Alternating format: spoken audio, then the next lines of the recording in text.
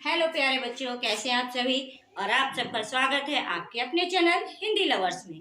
और आज हम लेकर आए हैं आपके लिए एक नया वीडियो जिसमें हम पढ़ने वाले हैं काव्य या पद। और आज का हमारा टॉपिक है रसखान के सवैये। आज हम पढ़ने वाले हैं सवैया। तो सवैया हम पढ़ेंगे जो हमारे रसखान कवि हैं। हिंदी जो काव्य जगत है उसमें एक ऐसे श्री कृष्ण के भक्त हैं जो किसी भी मर्यादा को, समाज को, इन सारी चीजों से हटके एक मुस्लिम होते हुए भी श्री कृष्ण के अनन्य उपासक हैं। और इनका पूरा नाम सैयद इब्राहिम है और ये दिल्ली के राज दरबार से संबंध रखने वाले कवि हैं। तो ये एक मुसलमान होते हुए भी, क्यों आज के समाज में क्या है कि ये देखा जाता है कि हम हिंदू हैं, हम मुसलमान हैं, और इन्होंने इन सब बातों को ना मान करके अपने मन के जो भाव है श्री कृष्ण जी के चरणों में समर्पित किए हैं। तो उन्हीं की जो रचना है सवैया, उसको आज हम पढ़ेंगे, जो हमारे 10th क्लास के सिलेबस में और बहुत ही ज्यादा महत्वपूर्ण स्थान रखती है बोर्ड परीक्षाओं की दृष्टि से। तो आइए हम अपना वीडियो शुरू करते हैं।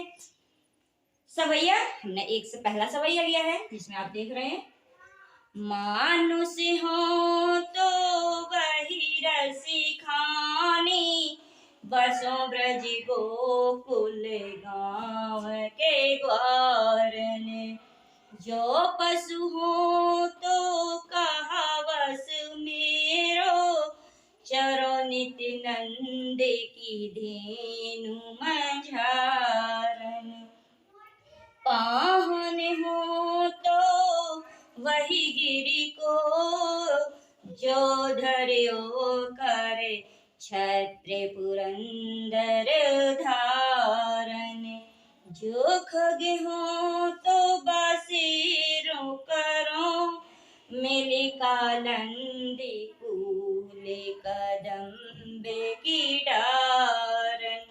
प्रस्तुत जो सवैया है, जो पद है, इसमें जो हमारे रसखान कवि हैं उन्होंने भगवान श्री कृष्ण से अपने फिर से जन्म, पुनर्जन्म के लिए बारे में वर्णन किया है। और वो ये कहते हैं, इस जन्म में तो मैं आपके चरणों की वंदना करता हूँ, अगर मुझे फिर से मेरे मरने के बाद जन्म निश्चित है, कहते हैं आत्मा शरीर को छोड़ने के बाद फिर से एक नया शरीर धारण करती है और इस संसार में आती है। तो इसी बात को उन्होंने सुना और उन्होंने कहा, अपने प्रभु से कहा कि हे प्रभु, अगर मेरा मरने के बाद फिर से जन्म होना निश्चित है तो मुझे फिर से रसखान ही बनाना, मुझे ना तो कोई सेठ साहूकार बनाना, ना किसी और रूप में जन्म देना।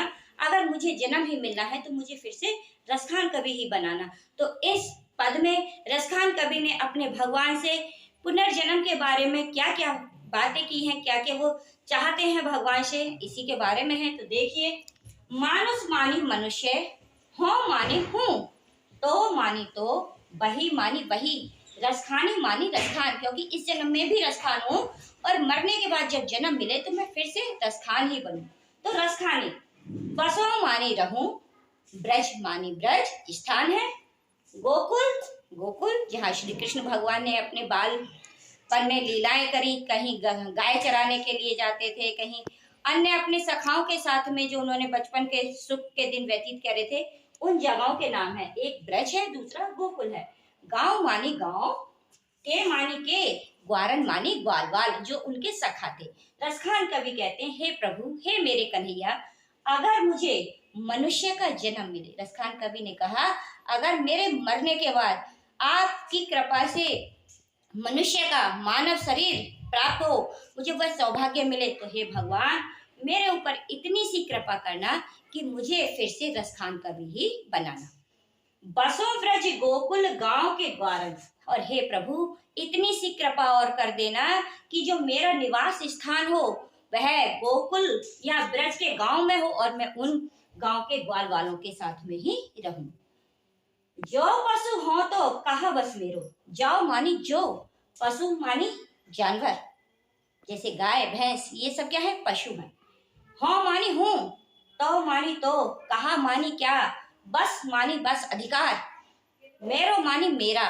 तो उन्होंने कहा, हे भगवान, अगर आपने मुझे मनुष्य जन्म न देकर किसी जानवर का शरीर प्रदान करने का सोचा है, तो इसमें मेरा कोई भी बस नहीं है, मेरे अधिकार में कुछ भी नहीं है। लेकिन यहाँ पर भी मैं आपकी कृपा चाहता हूँ, हे प्रभु मेरे ऊपर दया करना, और दया ये करना, चरो मानी चरने जाऊं, नित मानी रोज, नंद मानी नंद बाबा की मानी की, धेनु मानी गाय, मझारन मानी झुंड में बीच में, कि हे प्रभु अगर मुझे पशु का शरीर देना है मृत्यु के बाद, तो बस इतनी सी कृपा करना है कन्हैया, मुझे नंद बाबा की धेनु के बीच में चरने जाने का सौभाग्य प्राप्त हो। मुझे चाहे भले से आप एक पशु के रूप में जन्म दे देना, उसमें मेरा कोई भी अधिकार नहीं है, लेकिन इतना सौभाग्य जरूर देना कि मैं प्रतिदिन रोज नंद बाबा की जो गाय हैं जो चरने के लिए जाती हैं, उनके बीच में चरने जाने का सौभाग्य प्राप्त हो, मैं फिर से उन्हीं के बीच में रहूं। पाहन हो तो वही गिरी को, पाहन मानी पत्थर, हो मानी हूं, तो मानी तो, वही मानी उसी, गिरी मानी पर्वत, को मानी का, जो मानी जो, धर्यो मानी धारण कर लिया, कर मानी हाथ पर, छत्र मानी छत्र के रूप में, छाते के रूप में, पुरंदर मानी इंद्र, धारण मानी धारण कर लेना।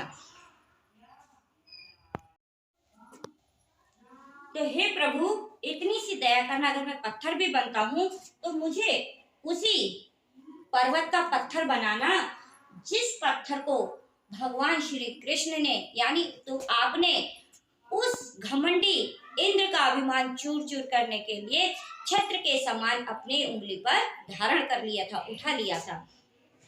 जो खग हो तो बसेरो करो, मिली कालंदी कूल कदम्ब की डारन, जो मानी जो, खग मानी पक्षी, हो मानी हूं, तो मानी तो, बसेरो मानी निवास, करो मानी करूं, मिली मानी मिलकर, कालंदी मानी यमुना, कूल मानी किनारे पर, कदम्ब मानी कदम्ब, की मानी की, डारन मानी डालियों पर।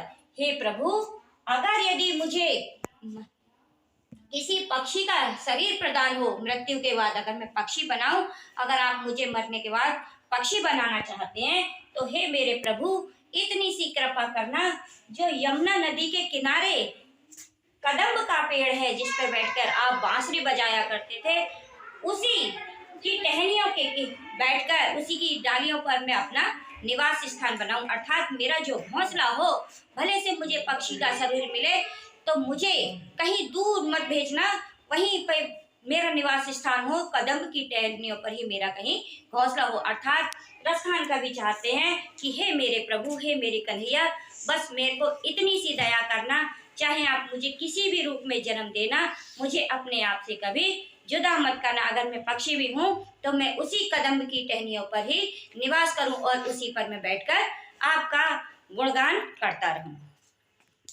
इसके बाद हमारा अगला पद हमने लिया है, बहुत ही खूबसूरत पद है, देखिएगा।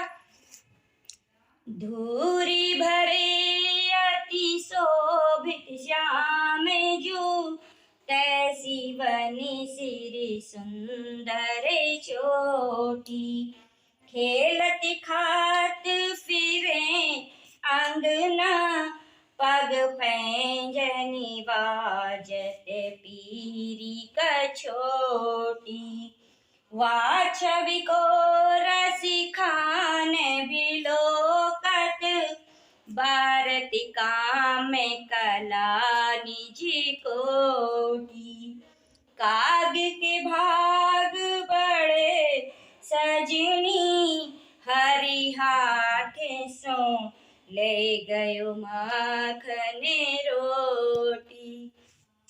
तो ये जो हमारा पद है, सवैया जो है, इसमें रसखान कवि ने भगवान श्री कृष्ण जी के बाल छवि का, बाल रूप का बड़ा ही सुंदर वर्णन किया है। जब कृष्ण भगवान मैया यशोदा और नंद बाबा के आंगन में खेलते हुए कूदते हुए अपने जीवन के सुंदर पलों को व्यतीत कर रहे हैं, उस समय का, उस वक्त का यहाँ पर कवि रसखान ने अपने पद के माध्यम से वर्णन किया है। तो आइए देखते हैं क्या कहते हैं हमारे रसखान कवि। धूरी मानी धूल, भरे मानी सने हुए, युक्त लिपटे हुए, अति मानी बहुत, सुशोभित मानी सुंदर लगते हैं, श्यामजी मानी कृष्ण भगवान, ये श्यामजी जो है श्री कृष्ण भगवान जी के लिए आता है। तैसी मानी उसी प्रकार की, बनी मानी बनी हुई है, सिर मानी सिर पर, सुंदर मानी सुंदर सी, चोटी मानी चोटी। रसखान कवि कहते हैं जो मेरे कृष्ण भगवान हैं वह धूल से सने हुए, धूल से युक्त बहुत ही ज्यादा सुंदर लग रहे हैं।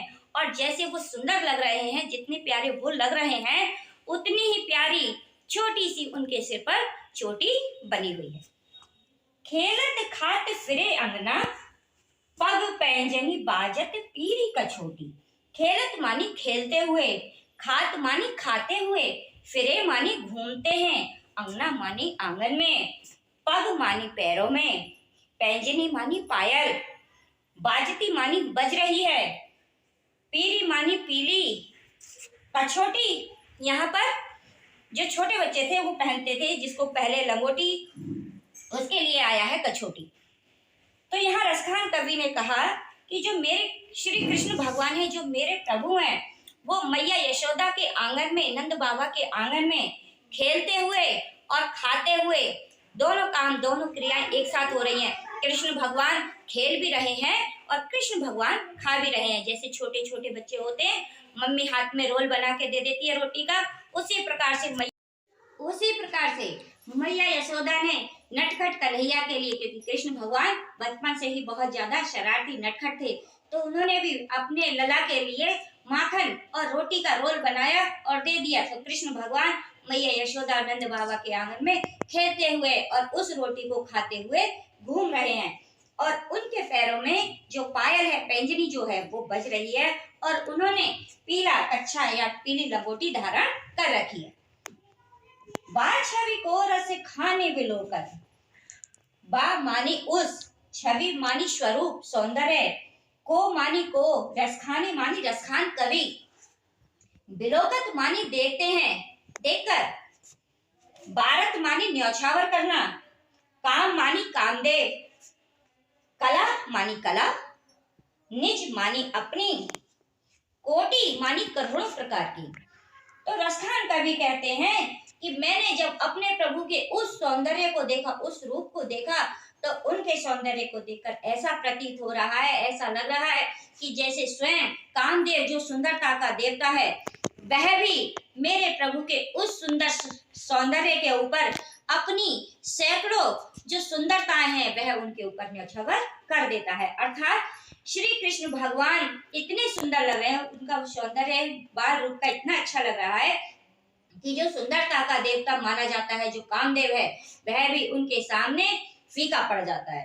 तो कामदेव जो है अपने जो कलाएं हैं, जो उनकी करोड़ों सुंदरताएं हैं, वह भी श्री कृष्ण भगवान के इस बाल स्वरूप के सौंदर्य पर न्यौछावर कर देते हैं। काग के भाग बड़े सजनी, हरि हाथ सो ले गयो माखन रोटी। काग मानी कौवा, के मानी के, भाग मानी नसीब, बड़े मानी ऊंचे श्रेष्ठ, सजनी मानी सखी, हरि मानी प्रभु ईश्वर, हाथ मानी हाथ, सौ मानी से, ले मानी ले, गयो मानी गया, माखन रोटी मानी मक्खन और रोटी। रसखान कवि कहते हैं कि हे सखी, वह कौवा बहुत ही ज्यादा सौभाग्यशाली है। क्योंकि ये क्यों कहा कवि ने इसलिए कहा क्योंकि कृष्ण भगवान मैया यशोदा के आंगन में खाते हुए खेलते हुए घूम रहे थे, इतने में एक कौवा आया और उनके हाथ से माखन रोटी छीनकर चला गया।